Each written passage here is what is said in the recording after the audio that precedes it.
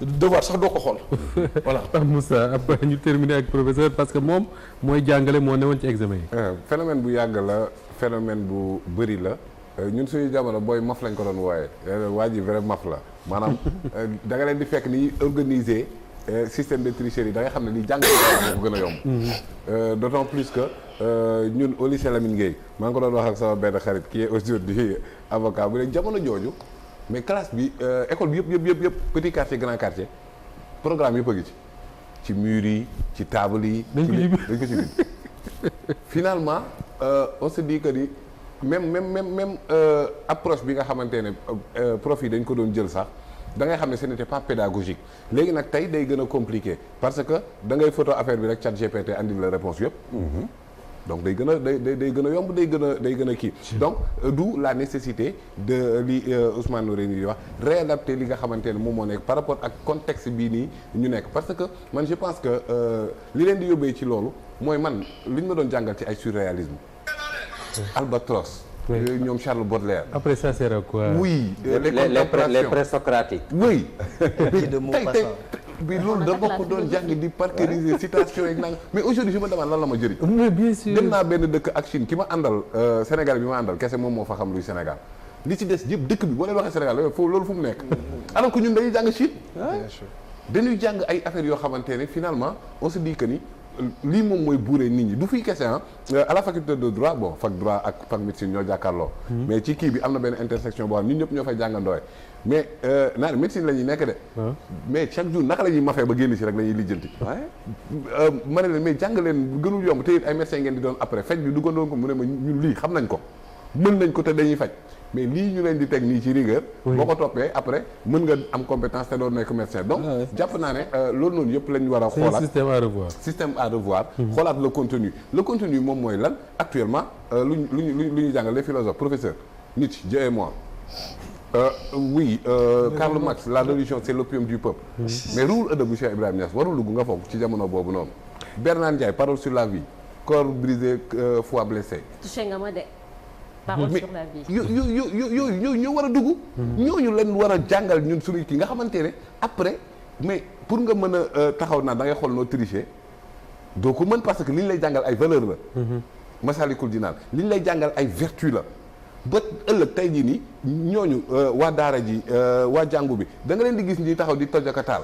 et pourtant ñi nga xamante ne ñoo jàng ci école Jules Ferry maf ba yegg fi ñoom ñooy ñoxor njaay ju taxaw digg tali bi taal fépp alors donc kon fu le contenu maanaam tabaxaat Sénégal dafay war a jaar ci ñu xoolaat def nañ màggal gi patrimoine national yokk nañ xasida sori nañ yokk yii nii may wax ñu dugal ko ci kii parce que ñu jàng ñun suñuy valeur ñu jàng suñuy cosaan ak suñuy aada jàng suñuy bi pour que ëllëg di nga comprendre ne pilote bi nga xam ne moo doon jàng Amérique bi mu demee ba yore kiiwam avion di dawal mu gis ne ay terroristes attaqué nañ ko avion bi yëpp ñoom ñoo ñëw ci cockpit bi. ne ko ñun jox nañ la suñu bakkan pour mu dali feneen fudul ci kaw américain absolument mooy troisième avion bi daanu ci Pennsylvanie. absolument rek kenn ña fa ne ko ñëpp dee nañ. absolument pour la patrie. loolu nag dafay jaar parfois ci système éducatif bi la war a jaar. alors professeur li tax ma mujjee ci yow mooy ci ñun ñi ñëpp defe naa yow yaa fi nekkoon ci examen yi surveiller nga bac corriger nga ay copies.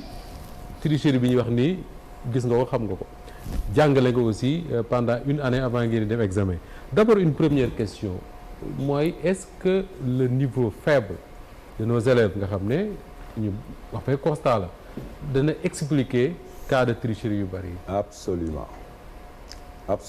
te xam nga balaa loolu. dama am fi benn formule xam naa ni pencoo laay jox la primauté de l'information. noonu ngeen koy waxee. oui c'est-à-dire que mooy formule bi T égale AO moins 2E. li mooy tricherie. T égale AO moins 2E. atteindre son objectif. sans effort ni éthique. atteindre son objectif sans effort ni éthique. égale tricherie. tricherie. c'est le fait que nga bëgg a yegg am li nga bëgg doo ca boole liggéey doo ci boole ngor. loolu moo nekk ci société bi mais xam nga bu egsee ci école xam nga lu tax muy grave parce que l'école est censée être la collective mag ñi dañ daan ñàkk ba nga xam ni muus mi nekk ci kër gi ak jarax yi bu ñu yàqee bu ñu ñëwee ci ñag bi duñ dugg ci biir kër gi. oui la tricherie dafay montrer quelque chose et je m'adresse au ministre de l'Éducation nationale que l'école sénégalaise est malade de la société sénégalaise. du tricherie rek de violence nga fa. école yi. bu bëri. li xew ci làmb ji ci 2021 2022 2023 j'ai dressé la liste dans les télévisions xoj nañ fi enseignant séquestré nañ fi enseignant jóg na ñu tegal ko puso lakk nañ salle des profs ici ça s'est passé au Sénégal et il n'y a jamais eu de sanction. Les enseignants sont piétés tous les jours loolu dañ ciy wax mais gis nga nu rëy ni dafa wax benn affaire bu graaw mooy dafa wax ne dañ leen di buure nga wax man du ma wax buure gavage laay wax. Je vous donne un exemple est-ce que xam nga par exemple Moustapha Sey booy bi am 7 ans ñaata matière lay jàng par semaine 10 matières soo bëggoon nga yónnee la emploi du temps bi 10 matières lay jàng ci 5 jours ci une semaine bi communication orale lecture initiation scientifique et technique éducation religieuse activité numérique graphisme activité géométrique arabe art plastique EPS géographie. loolu lépp nga bëgg a def ci bopp xale bu am 7 ans. c'est un enfant de 10 ans lan lay jur il apprend pour oublier. oui ñun bi ñuy jàng lecture nga doon jàng ak écriture ak géographie conséquence bi mooy. benn instituteur daf ne ma am na élèves yoo xam ne ñëw nañ ba CM2 liiruñ ma ne ko mais bu ma wax CM2 j'ai des élèves de terminale qui savent pas lire. non. si. ah ouais? comment ça. non en pagaille parce que qu'est-ce que ça veut dire lire bu fekkee lire da ngay téye livre bi tu dis la COSI est une organisation qui développe un leadership. un élève de terminale buy lire noonu mën na lire. et je vous garantis que la majorité des élèves de terminale ne savent pas lire c'est l'enseignant qui le dit te li may wax dama ko xam loolu mooy indi tricherie bi beneen bi xam nga tricherie nit élèves yi dañu dem ba léegi Abdoulaye le rapport entre l'élève et l'école c'est un simple rapport de mercenariat. ça veut dire que il étudie pour avoir des notes à l'université il valide pour avoir des notes à l'école il apprend pour avoir une moyenne su paree ma jox la un exemple dañu pare bac bi non pare wuñ bac bi ma interroger ay élèves ban commentaire la jël mu ne ma commentaire ma ne ko kan mooy auteur bi non monsieur man jàpp ma ko ban sujet nga def le premier sujet bi monsieur mooy sujet bi wax xaw ma ay l'état ak yooyu daal.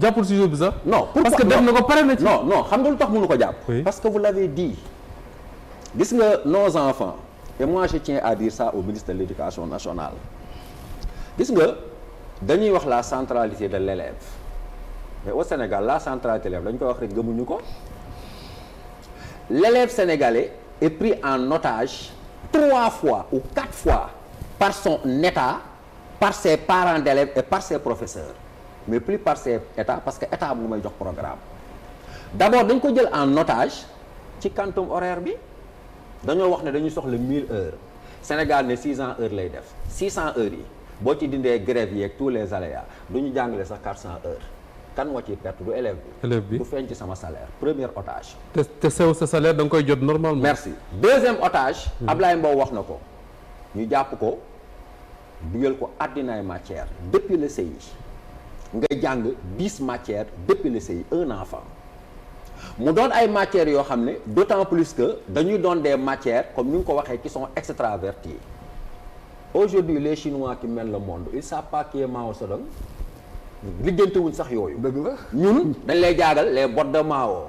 di la jàngal non c'est-à-dire que des choses inutiles le costume de Mao di la jàngal les montagnes et xam nga yenn intellectuels yi suñu ma waxee naan ma woy parce que il faut que l'élève ait la culture générale je défie tous les enseignants du Sénégal je défie tous les ministres et tous les intellectuels du Sénégal école bu tëjee élève bi nga amoon terminale Pape l'a dit 2 ans après demande-lui ses leçons sur la philosophie sur la littérature sur la géographie fàtte na lépp parce que mu ngi ci yeneen détail moom loolu moo tax aujourd'hui la meilleure façon de faire des réformes c'est d'abord de libérer les élèves gis nga élèves yi bu ñuy jàngi dañuy mel ni kuy dem à l'abattage les élèves n'aiment pas l'école tout le monde le sait la preuve mooy buñ ne monsieur Ba bindee ne day tardé 9h la war a ñëw mu ab tardé 1 minute 2 minutes boo dugg see ci couloir bi doo fekk kenn di jàng.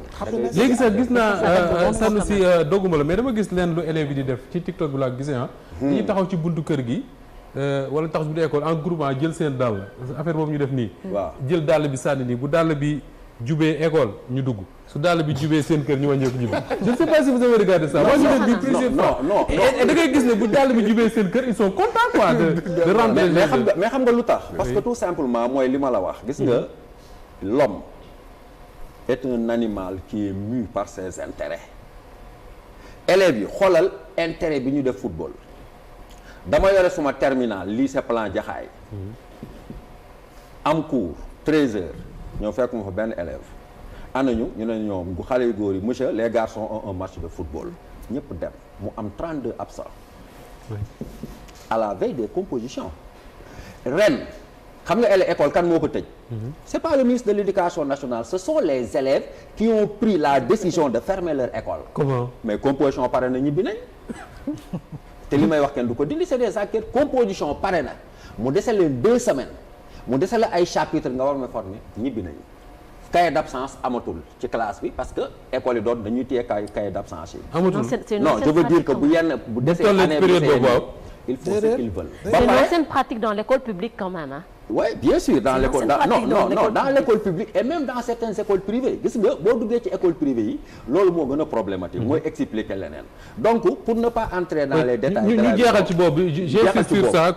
comment libérer l'élève waaw ñu parce que libérer l'élève ça veut dire réformer l'école réformer l'éducation tey jii ban réforme nga yaakaar moom la ñu war a def pour am école bi nga xam ne mooy répondre ci exigence yi Ousmane Noreyni doon wax ça. non réforme bi mooy école boo xam ne parce que école continue la dafay wax ne xale bi jàng bu paree lan la war a doon li ñu wax léegi réforme bi première chose bi mooy en dehors du fait que la première réforme mooy il faut que ñu delloo enseignants yi seen gëdd wax naa la ko keroog fii ne la ñun enseignant bu ñuy dem bac 100 000 francs lañ lay jox pour 12 jours pour 12 jours am na ay enseignants yoo xam ne ba ñu demee Casamance wala feneen fañ leen doon wax ñu dëkk fa ngeen baal ma ci wax ji xaj sax buggu faa dëkk comment peux-tu corriger dans ces conditions 100 000 aucune organisation le ministre de l'enseignement supérieur bu la saraxee 100 000 yooyu pare na ci yow da ngay gis ci groupe WhatsApp yi gars yi kii habite Louga je veux une chambre qui va m'héberger. oui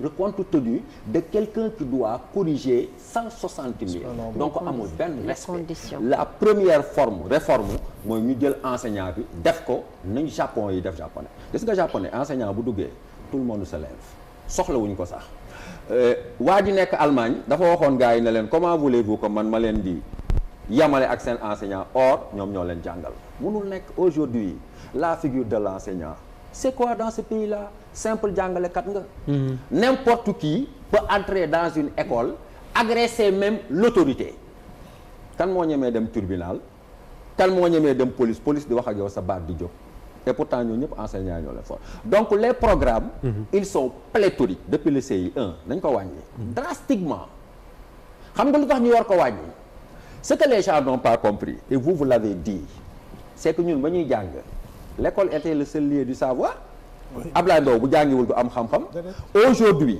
moi en 1 mois je deviens savant en écoutant TikTok. L'école forme. Mais c'est ce qu'on disait. L'école forme dans la méconnaissance. Merci beaucoup. xam lu tax ma ne l'école forme dans la méconnaissance. il faut ñu clore chapitre boobu parce que il nous reste un thème à aborder et c'est important. ma lay ñettali ñaari anecdote rek. xam nga tey élève bi am bac dem université nekk L2 inscrire di def benn formation. par exemple. mu déggoon ci télévision ku doon wax c'est pitiable. ku doon wax. c'est pitiable c'est pitiable. En classe il répète ça. parce que pour moom c'est un mot normal. L'autre élément nga def ko nga jox koo xam ne dafa def devoir compte rendu. sur un match de football de la CAN. à la mi-temps le score était vierge. c'est normal xam nga c'est normal. dans le même texte il met par exemple à la 71e minute André Ayew dévierge le score. hein c'est ça. nga ne rek comprendre ma. non j'ai compris. Le score c'est était fort, vierge, dafa c'est dugal fort. il dévierge. il dévierge le xam score. nga le score était vierge 0 but partout. À la à la mi-temps. 71e minute André Ayew dévierge le score. C'est tellement plus simple de Tu dire vois, André Ayew. c'est pourquoi je dis assez souvent et pour waaw pourquoi c'est compliqué la vie aussi. voilà. les expressions. D'accord mais Moustapha ñu daaneel s'il vous plaît. waaw Sanu non si pour oui. terminer rek dama bëgg nga may ma lire le benn texte ça prend 1 minute bëriwul. Ouais, ouais, quelques phrases le texte et je lui avais promis ça et c'est écrit par Papa Ba. Papa Ba est un professeur de lettres modernes chez nous au lycée Plan Jaxaay. Oui. Et puis c'est un patriote mais c'est quelqu'un quand je l'écoute c'est comme Noreyni c'est-à-dire il surfe sur des principes les personnes ne l'intéressent pas. bi Moustapha Guirassy sortait génnee wax ay réformes am. Papa Ba il a l'habitude d'écrire et je salue ñoom ñëpp tous les enseignants dafa bind mu ne. Réformer l'école n'est pas seulement un exercice de communication c'est une responsabilité historique. Il ne s'agit plus d'ajouter une réforme à la longue litanie des tentatives passées. Il s'agit d'assumer enfin le défi de la transformation réelle, vérifiable, mesurable. L'école sénégalaise a besoin d'actes, non pas seulement de textes. Elle a besoin d'enseignants formés, motivés, suivis. Elle a besoin d'une gouvernance éducative, dépolitisée, centrée sur les apprenants, élèves bi. et leur contexte. Papa Ba professeur de littérature. alors je crois que alors Pa Moussa Abdoulaye xaw ma ku ci am contact ministre de l'éducation nationale.